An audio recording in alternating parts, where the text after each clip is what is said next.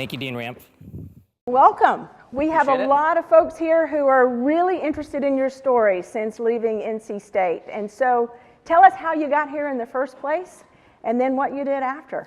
I was going to say, the last time I was in this room, I definitely was not sitting in the front row. Much closer to the door. So I grew up in Raleigh. Grew up in North Raleigh. We actually moved to Raleigh in 1983, which was, this group knows what 1983 was. It was the year of our last national championship in men's basketball. For those who are from Raleigh, I went to Enloe High School. I was, as my dad says, a super late bloomer. So I was not a good student at Enloe. And thankfully, NC State accepted me based on, at the time, when you applied to college in the late 80s, you were supposed to type your application. And my NC State application I actually wrote in ballpoint pen. But somehow I was able to get into NC State. It wasn't necessarily my first choice of colleges, but it turned out to be probably one of the most important things in my life, and something that those who know me just know it's incredibly near and dear to my heart. Got to campus in fall of 1990, 2 years before the College of Management even existed. Met a bunch of folks that I lived with and pledged a fraternity with that I still keep in touch with very much today. Was an economics major. I think I started actually as a business major, and then at some point became an economics major. Probably after I took my first economics class.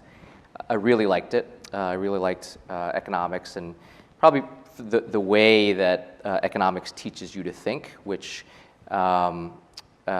helped me in law school and helped me post-law school, and I think still helps me today. So less about the substance of the courses, more about just the critical thinking and the analytical thinking is what I liked about economics. Graduated in 4 years. Many of my friends that are here did not graduate in 4 years. But Ouch. It was nice to come back and visit you guys 1 or 2 or 3 years later. And then I went to law school after that. But really there's so many things that I was able to do in terms of success in law school, success post-law school, that I really learned on this campus. What are some of those things that you learned on this campus that you took with you? Yeah, I mean, probably stuff that I didn't even know that I was learning at the time. One is just how much dealing with people and interacting with people is critical to success in the workplace. So people talk about IQ and EQ, and I think we probably spend more time worrying about IQ, how you did in school, where you went to school, those types of things. But I would say that interacting with classmates in class for group projects, living in a fraternity house, things like that, dealing with people in both pleasant and sometimes difficult situations, I think those are the skills that I use every day as much as IQ. Things that I didn't necessarily know I was learning at NC State at the time. I also think that if you're from NC State, or at least if you were from NC State back when I was here, we had a very underdog mentality, both in athletics and academics. I think that has caused, I think that stayed with me. So both on a personal level and how I approach things, but also at work. I think if you work in sports media, it's a bit of an arms race in terms of whether it's competing for sports rights, whether it's competing for eyeballs and trying to get ratings or trying to get people to visit your digital properties. And I think that hungriness and that underdog mentality is something that I definitely picked up at NC State. So how did you take that underdog mentality and go to law school, Harvard Law? Talk a little bit about that decision and that move. Yeah, so going to law school, given the fact that I'm not a lawyer now, probably wasn't the best and most well thought out decision I ever made. There's actually 2 guys in the audience who I lived with, both of whom thought they were going to be lawyers, and so I was sort of the third musketeer of those 2 guys, Matt and Brian, who I think both of you thought you were going to be lawyers since you were teenagers, and I sort of had nothing better to do. So we lived together, and they talked about taking the LSAT, and I was actually looking for ways to spend another year at NC State. I had such a good time. I definitely, took care of what I needed to take care of classroom-wise, but I also had fun. So I sort of had nothing that I wanted to do more. There was nothing. I didn't have something that I wanted to do, since I had been in middle school or anything like that, other than maybe work in sports, which we'll get to later. So they signed up to take the LSAT. I signed up to take the LSAT. I got scores back, and they were pretty okay, and I applied, and I got into some places, and I was sort of on my way. But it was really then my first semester of law school where I realized that I didn't necessarily want to be a lawyer. Okay. Ironically, neither Matt nor Brian actually went to law school, so they probably figured that out better and more cheaply than I did. But I do think law school provides a very broad-based, good graduate background or graduate education and graduate degree. So I would do it again. I definitely don't regret it, and I still think that even though I'm not a practicing lawyer, it is something that certainly doesn't hurt to have on my resume.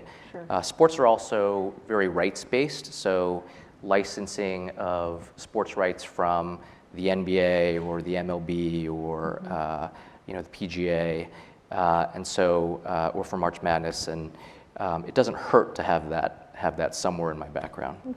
Okay, interesting. So talk a little bit about your transition then from your education into your career and those early jobs and ultimate move to Turner.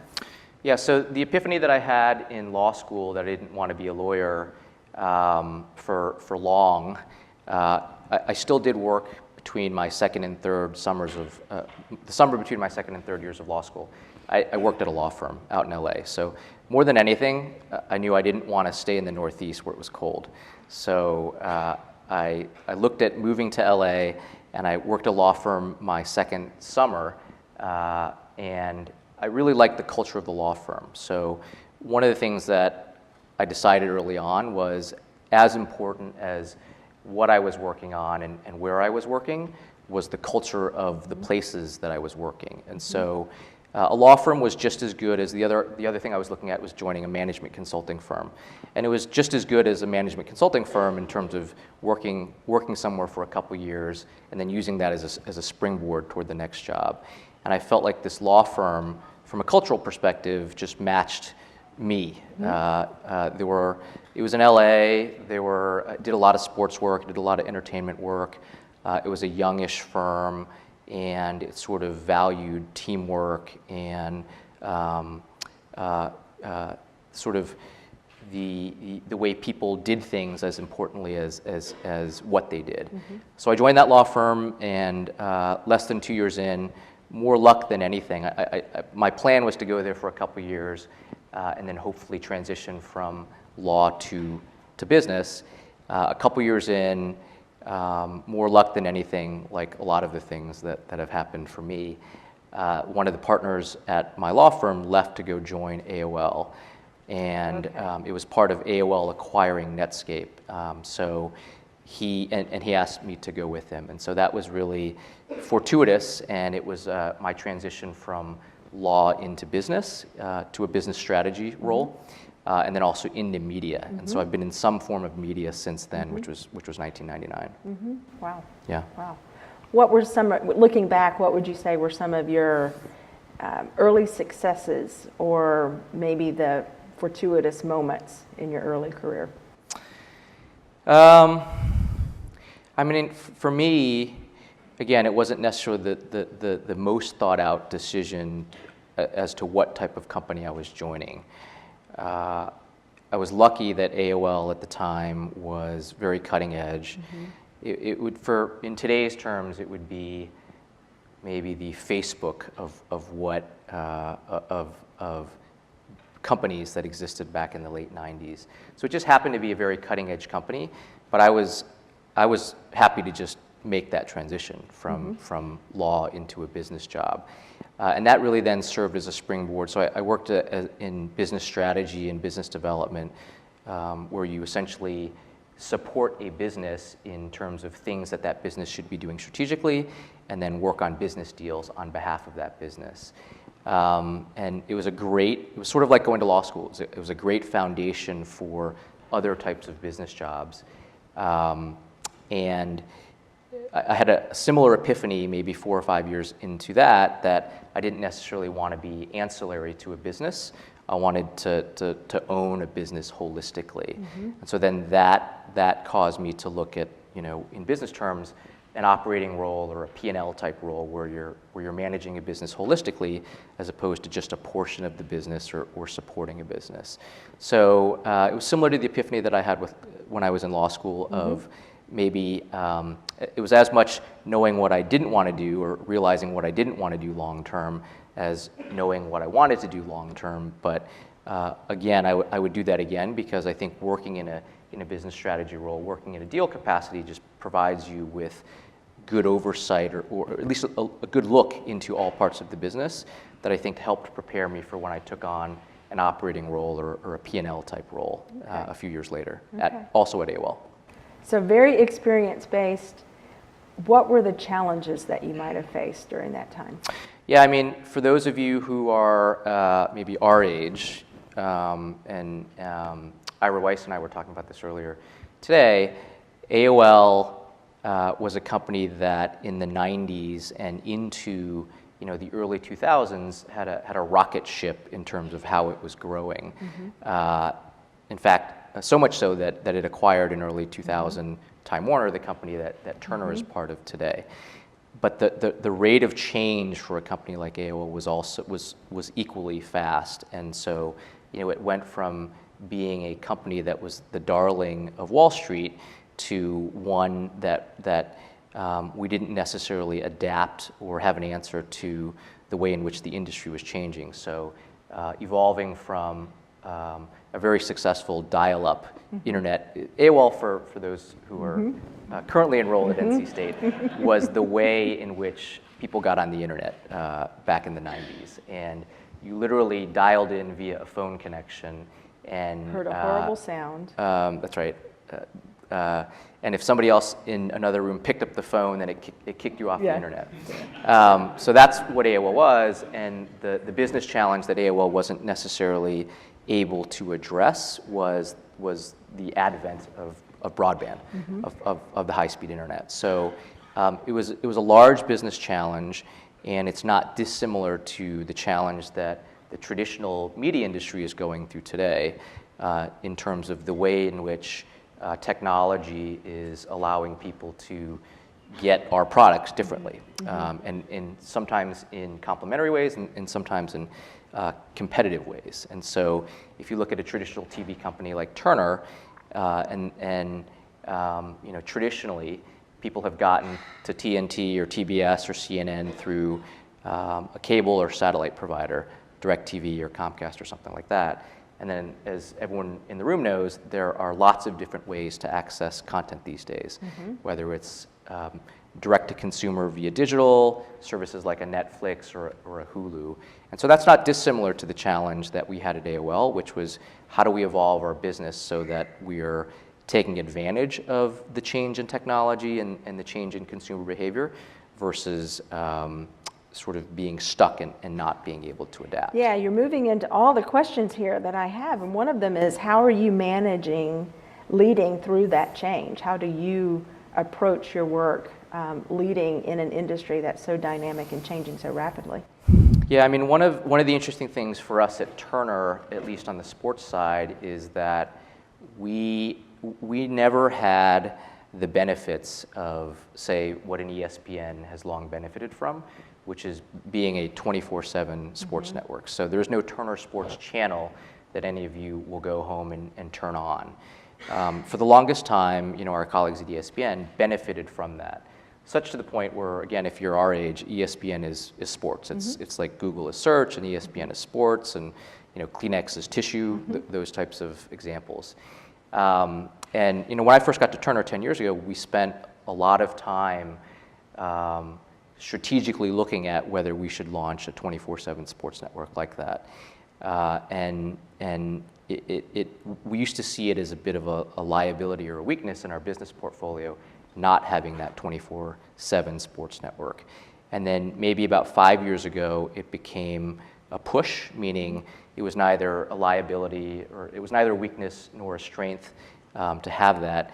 And now I think it actually, being unencumbered or being untethered, as we say it, to a traditional sports network like that, provides us with a little bit more freedom to experiment and to launch a direct-to-consumer product because we're not cannibalizing one of our core businesses.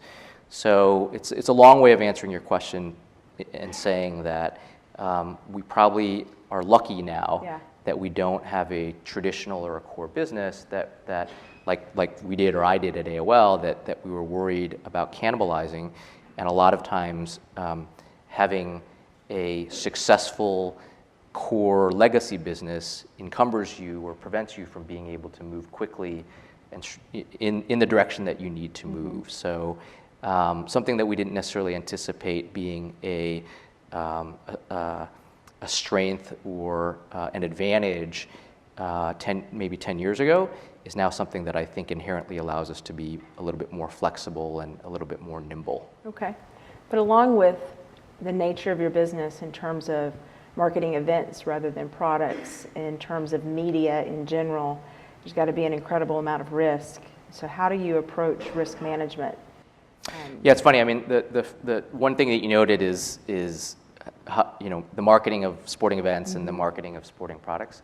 What I will say is that first of all, they're different. The best thing you can do to market a sporting event is get a team from New York to play a team from LA, and then not worry about it. So as good as our marketing team is, they're not able to always have the Knicks play the Lakers or the Yankees play the Dodgers. But that is the key to marketing sporting events, which is getting the largest market teams possible and having them play each other. Which I joke, but is actually true. There's little you can do from a marketing perspective to market an event that is comparable to just having the large teams play each other. I joked in an earlier conversation that all of my professional sports teams that I used to like, they've all fallen by the wayside because now I root for the Yankees. Now I root for the big city, the big market teams. The exception is when NC State is in the tournament. I'll always take NC State over any other team. Or it is strange because I do want a UNC or a Duke to get as far as possible in the tournament because they do draw ratings. But I want them to lose in the championship game in the most heartbreaking fashion possible. So that's your answer to risk management. Yeah, exactly. Risk management for sports media is so the process of, say, acquiring rights or the process of selling advertising in a sporting event that we cover. Everything starts with the financial model. So if we're looking at acquiring UEFA rights, which we did this past year, and our coverage of Champions League will start in 2018. Everything sort of starts and revolves around the financial model. And so these are the types of roles that quantitative people from NC State work in. So whether it's folks who have a statistics background, whether it's folks who have a strong finance background, whether it's engineers, we have a core team of folks who are very comfortable with math and very comfortable with running various sensitivities. And it's in that process of modeling out how much we should pay for sports rights that the sort of analysis of risk comes into it. So risk in sports media are things like for Champions League, it's what's going to be the rate of adoption of US soccer fans toward European football. And so you run financial models or sensitivities based on if it'll be adopted as scenario A, scenario B, scenario C, sort of a aggressive, medium, and conservative type scenario. And then there are external factors which which factor into that model as well. You know, what are the networks that we're going to put it on? How many people will be paying for those networks 3 years from now? And so those are the types of ways that we incorporate risk assessment or risk analysis into what we do for a living. Okay. Another example is, you know, we'll sell advertising for March Madness, and we sell it based on our estimates of ratings. But we'll also model that out so that we can try and match up what we're selling to what we'll actually deliver from a ratings perspective. Actually, I'll use NBA. It's a better example than March Madness. But the risk is that you've got small market teams and a bunch of sweeps. So there's only 4 games versus 7 games. A perfect example for us is actually MLB. So 2 years ago on TBS, we had the Cubs and was it the Cubs and Dodgers or Cubs and Mets? Cubs and Mets. So a perfect scenario for us.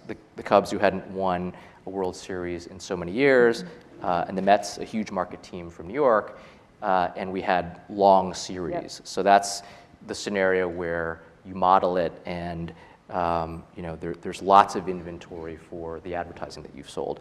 And then last year, we flip-flop whether we've got the NLCS or the ALCS every year.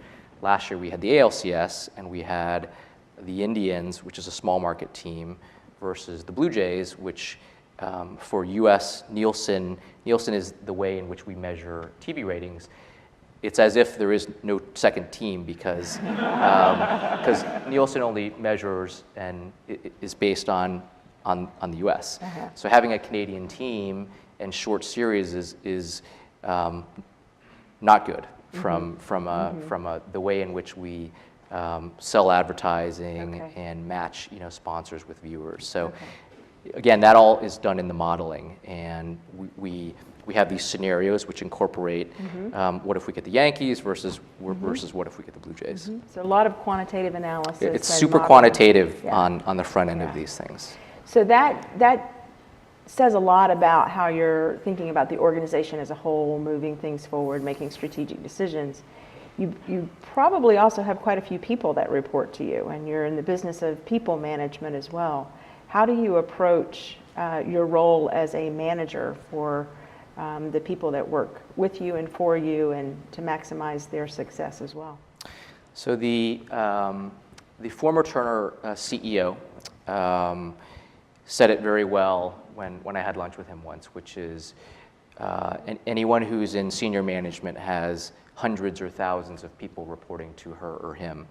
And the sooner that they realize that the best use of their time is managing those people versus publishing or, you know, producing any deliverable, the better. So let's say you've got 500 people reporting into you.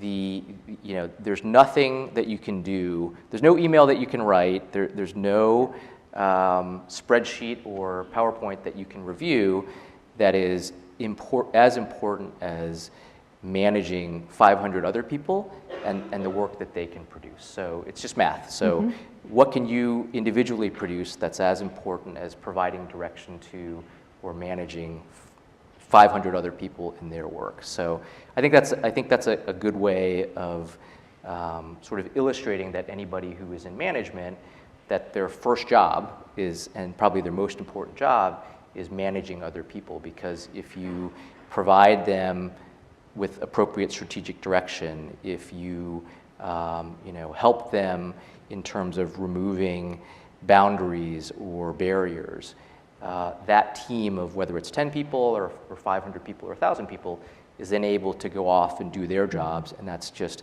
it's exponentially more productive than anything that you could do, you know, individually in terms of producing work product. And so that's always been helpful to me in terms of when I say look out over the course of a day or look out over the course of what I need to do for the next week or the next month, it's a good reminder that there's probably little I can do that's as valuable as managing the team, the team that I work with. Yeah. So let me ask you about a few specific people. Absolutely. What is it like working with on-air personalities like Shaq, Kenny Smith, and Charles Barkley? This is Definitely the question that I get the most.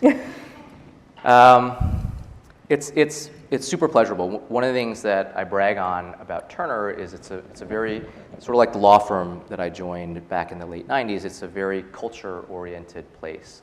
And I think Turner Sports is probably even more so. We value our people, we value the way in which people do things, and view that as being as important as what we do. Our talent, so Charles and Kenny and EJ and Shaq are no different. Just wonderful people, very charitable, just good people. So, and that's not always been the case for our talent, or frankly for the folks that work on our team. But I think things sort of sort themselves out, and maybe those people are no longer with us. But the first thing I always like to say about all of those guys as a unit and individually is just really good, really charitable people, and so from a cultural perspective, I'm a little bit biased, but I think they fit in well with our company. The other thing, if our executive producer were here, that show, so that they are all on this show called Inside the NBA, and part of the magic of that show is just the spontaneity, and so part of how that is preserved is that only Ernie of those four guys goes to the production meeting. So in television, a production meeting is it's like doing your homework. You sort of have to just do it before a show airs. So it's pretty it's pretty novel that you would have people who are about to be on the air in front of millions of people essentially have no idea what they're going to be talking about. But Charles and Shaq and Kenny don't go to the production meeting. Only Ernie does. So everything that you see from those other three guys that appears to be spontaneous is actually legitimately spontaneous. And I personally think that's one of the reasons why that show works. Interesting, very interesting. So let's. I promised that you would be able to share the story about your son, my daughter's son Tuffy, naming, and the NC State Wolfpack bet. Yes. So I think one of the funny things about this story is that I haven't always worked in sports. So I've only worked in sports since I joined Turner 10 years ago. And in 2003, so my son is now 14, before I worked in sports and before I worked on March Madness, which I'm now lucky enough to work on, NC State and my wife's alma mater, which is Cal, played each other in the first round of the men's basketball tournament. And my wife was probably about 6 or 7 months pregnant at the time, and we hadn't yet picked a name for our son. So I had the great idea of